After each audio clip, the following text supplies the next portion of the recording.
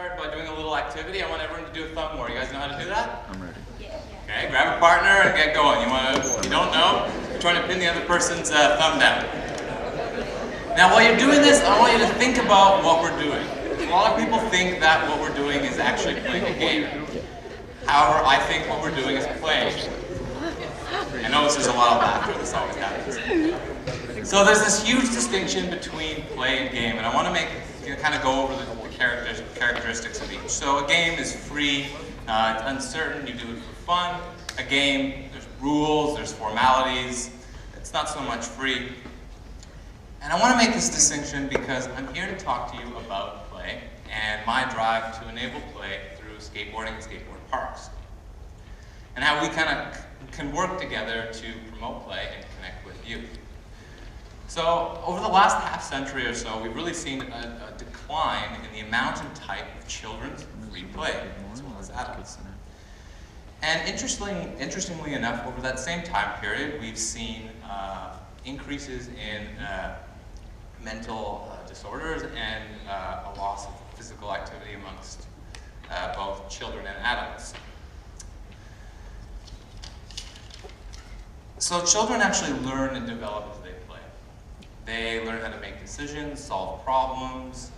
It's actually one of the major ways that youth learn to regulate their emotions. And as adults, play enables us to be creative, and it really helps us be happy. And actually, as adults play, it's really important because it gives us this sense of community. And it brings us back to the natural adult environment in which our species was founded on, which is working together and playing in small groups to sustain each other. And playing is why I'm here today. I didn't actually know what I was really going to talk about until I realized I'm an expert in play. My play is the love of skateboarding. It's me up there doing my thing. So I spent the last 15 years playing on this useless wooden toy. So 2 years ago, I noticed a need for a skateboard shop here in the city of Ottawa. We really needed a place that resonated with skateboarders. So I opened up an antique skate shop. A little bit after that, I noticed we needed a way to communicate to the public. So we founded the Ottawa Skateboard Community Association. And that's a nonprofit that we use as a vehicle to communicate with the public and the municipality about the needs and wants of our community. And through these organizations, I've really had the opportunity to promote play, promote skateboarding, and promote skateboard parks. So you might be asking, what is it about skateboard parks, and why skateboarding? And I'll be the first to admit that there are a number of possible alternatives to providing recreational facilities and building work and personal spaces that promote play. However, I think there's something behind skateboarding that we really need to pull from it that we can apply to both ourselves, our workspaces, and how we look at playing. And to do so, we're going to have to look at why we're playing less. So the first reason we're playing less is the rise of technology. And research has shown that, with the advent of computer games and our cell phones that someone's probably on up there, and TV, that we are playing less. However, this is not the only reason. Another reason is parental controls. Now, America was known as the home of the brave. I call it a nation of wimps. And if you look at the youth, they're fearful, risk-averse, and narcissistic. You hear parents, policymakers, and teachers say more and more things like, don't do that, what about liability, that's not appropriate, that's not fair. And it's this over-parenting that's contributing to our decline in play. In addition to this, we've also developed a sense of seriousness. We've changed our value system to really focus on adult-oriented activities. And we've had this over-commercialization of everything. And combined with this concept of over-parenting, we're losing our freedom to have fun. Finally, the last reason we are playing less is because we lack recreational facilities and workspaces that promote and enable play. Now, I particularly like to pick on the city of Ottawa for this example. So the city of Ottawa, they have almost a stamp when it comes to providing recreational facilities.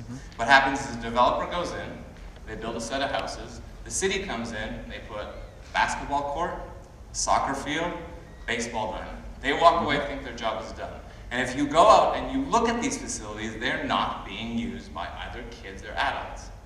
Now I'll tell you what is being used is skateboard parks.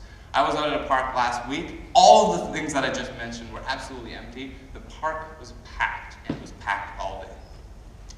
So we've looked at 3 reasons why we've seen this decline in play. We've had this rise in technology, we have this issue with overparenting, and we kind of lack facilities and programs to enable and promote play. And as leaders, we really only have so much control over these issues. We don't and can't change technology. It's something we're going to have to accept and embrace. And seeing a lot of us here are youth, we probably don't have a lot of kids, and we can't change how we look at parenting or change parenting policy. However, one thing that we can do is we can lobby and we can make changes to our recreational facilities and programs that enable and promote play. Now, I personally think skateboarding and skateboard parks are one means in which we can promote play. And I will be the first to admit skateboarding and these parks are not for everybody. However, it is what skateboarding represents, and the ideology behind it is what we need to start thinking about. It's because skateboarding is free and it is done for fun. And it's that concept that we need to apply to ourselves, our workspaces, and our recreational facilities. So I'll tell you a little bit more why I think these skateboard parks are an activity and a facility that really can promote play. The first one is easy. I've already mentioned it. Skateboarding is playing. It's an activity that's chosen freely by the participants with no reward. And unfortunately, a lot of the activities we choose to do now and promote to especially children are not actually playing. And in addition to what I just said, another reason that skateboarding works is because it's in line with today's culture. So today we are the me generation. And the me generation is more focused on individual activities and sports. They lack a sense of community. Skateboarding fits in with that. It's an individual sport, just like BMXing or snowboarding.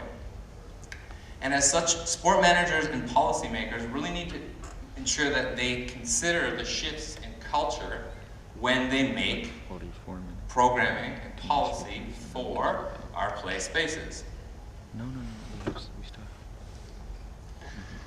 Now, one thing that I think skateboarding and skateboard parks have above and beyond other recreational types of facilities is they also have this natural mentorship about them.